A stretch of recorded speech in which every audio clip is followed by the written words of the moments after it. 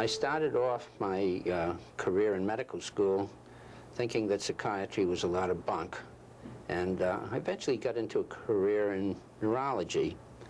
At one point, it was determined that neurology residents had to spend time in psychiatry. I fought that as much as I could, but I ended up in psychiatry. And when I was there, I had my first real exposure to psychoanalysis. And I was finally sold on the idea that psychoanalysis really had the pipeline to truth. And so I spent the next several years trotting down the yellow brick road trying to find truth.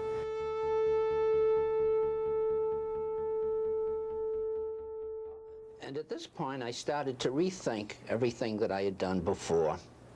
And as I looked at it, it seemed to me that a very commonsensical approach to these depressive dreams was that depressed people saw themselves in their dreams as being victims of circumstances, being losers, and so on, because that was their basic perception of themselves. In other words, what we were seeing here was not a motivational process, namely the wish to suffer, but was a cognitive process. The individual's perception of himself as defeated, derelict, diseased, dishonored, and so on.